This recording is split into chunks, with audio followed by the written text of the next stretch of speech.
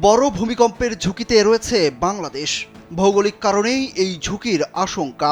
কম মাত্রার একাধিক ভূমিকম্প দিন দিন বড় ভূমিকম্পের আশঙ্কা প্রকট করে তুলছে। উপরিতলের বাংলাদেশ সমতল ভূমি হলেও টেকটনিক প্লেটের হিসেবে বাস্তবতা সম্পূর্ণ ভিন্ন।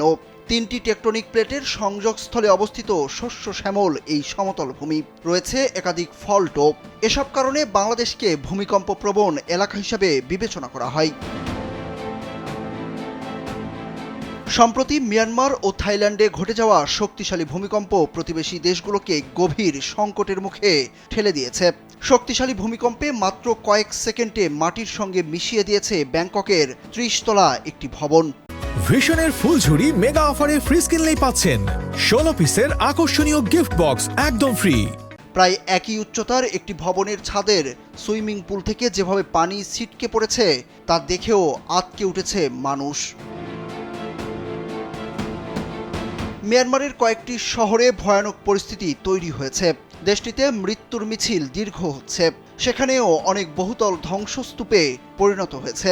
মিয়ানমারের এই ভূমিকম্প থাইল্যান্ড ছাড়াও বাংলাদেশ, ভারত ও ভিয়েতনামের বিভিন্ন শহরে অনুভূত হয়েছে।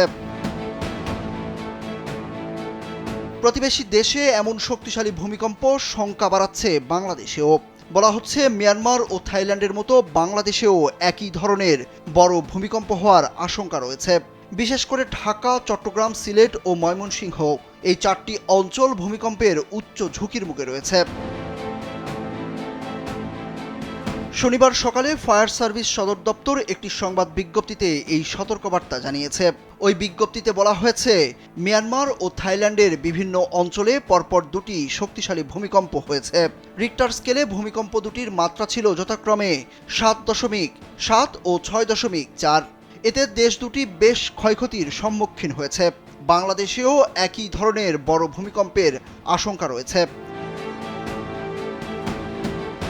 ফায়ার সার্ভিস বলছে, ভূমিকম্প মোকাবেলার জন্য বাংলাদেশ ন্যাশনাল বিল্ডিং কোড অনুযায়ী ভূমিকম্প প্রতিরোধী ভবন তৈরি করতে হবে। ঝুঁকিপূর্ণ ও পুরনো ভবনগুলোর সংস্কার করতে হবে।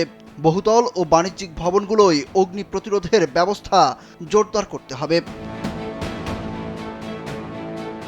এছাড়া গ্যাস, পানি ও বিদ্যুতের লাইন ঠিকঠাক আছে কিনা তা নিশ্চিত করতে হবে। জরুরি টেলিফোন নম্বর যেমন ফায়ার সার্ভিস, অ্যাম্বুলেন্স, পুলিশ, হাসপাতাল ও অন্যান্য জরুরি নম্বরগুলো ব্যক্তিগত পর্যায়ের পাশাপাশি সব ভবন কিংবা স্থাপনায় সংরক্ষণ করতে হবে। এগুলো দৃশ্যমান স্থানে লিখে রাখতে হবে।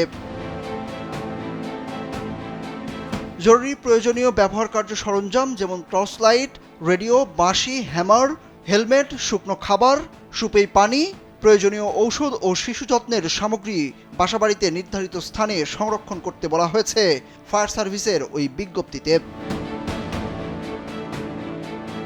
সুরজ আহমেদ, কালবেলা।